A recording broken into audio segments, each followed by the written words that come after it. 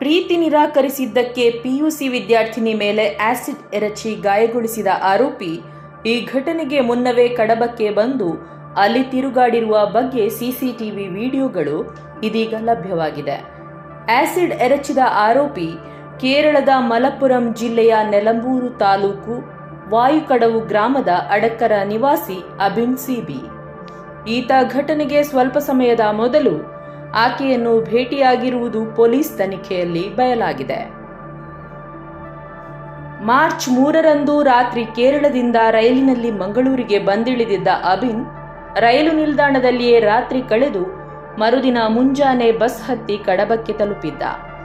ಬಸ್ನಿಂದ ಇಳಿದ ಆತ ಪರೀಕ್ಷೆ ಬರೆಯಲು ಕಾಲೇಜಿಗೆ ಬರುತ್ತಿದ್ದ ಸಂತ್ರಸ್ತ ವಿದ್ಯಾರ್ಥಿನಿಯನ್ನು ಕಡಬ ಪೇಟೆಯಲ್ಲಿ ಭೇಟಿಯಾಗಿ ಮಾತನಾಡಿರುವುದು ಅಂಗಡಿಯೊಂದರ ಸಿಸಿ ಕ್ಯಾಮೆರಾದಲ್ಲಿ ದಾಖಲಾಗಿದೆ.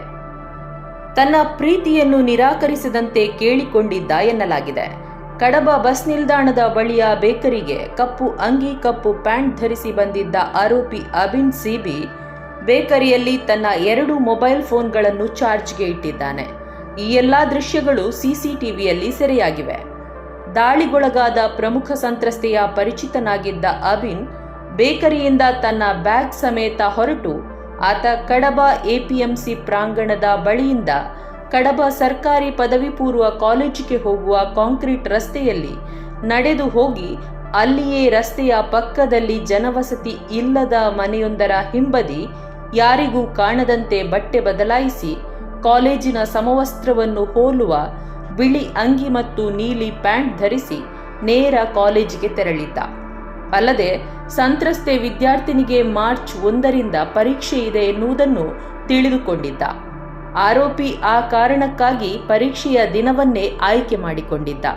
ಅಲ್ಲದೆ ಪರೀಕ್ಷೆ ನಡೆಯುವ ಕಡಬ ಪದವಿ ಪೂರ್ವ ಕಾಲೇಜಿಗೆ ಬೇರೆ ಕಾಲೇಜುಗಳಿಂದಲೂ ವಿದ್ಯಾರ್ಥಿಗಳು ಪರೀಕ್ಷೆ ಬರೆಯಲು ಬರುತ್ತಾರೆ, ಇದರಿಂದ ತನ್ನ ಪತ್ತೆ ಅಸಾಧ್ಯ ಎಂದು ಪಕ್ಕಾ ಪ್ಲಾನ್ ಮಾಡಿಕೊಂಡಿದ್ದ ಆರೋಪಿ ಅಬಿನ್ ಕಾಲೇಜಿನ ಸಮವಸ್ತ್ರವನ್ನು ಖರೀದಿಸಿ ಕಾಲೇಜಿನೊಳಗೆ ನುಗ್ಗಿ ಆಸಿಡ್ ಹಾಕಿದ್ದಾನೆ.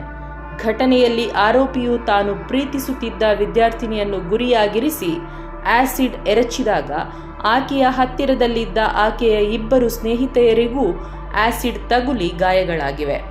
ಸದ್ಯ ಆರೋಪಿ ಪೊಲೀಸ್ ಕಸ್ಟಡಿಯಲ್ಲಿದ್ದು ಆಸಿಡ್ ದಾಳಿಯಿಂದ ಗಂಭೀರವಾಗಿ ಗಾಯಗೊಂಡಿರುವ ವಿದ್ಯಾರ್ಥಿನಿಯರು ಮಂಗಳೂರಿನ ಖಾಸಗಿ ಆಸ್ಪತ್ರೆಯಲ್ಲಿ ಚಿಕಿತ್ಸೆ ಪಡೆಯುತ್ತಿದ್ದಾರೆ.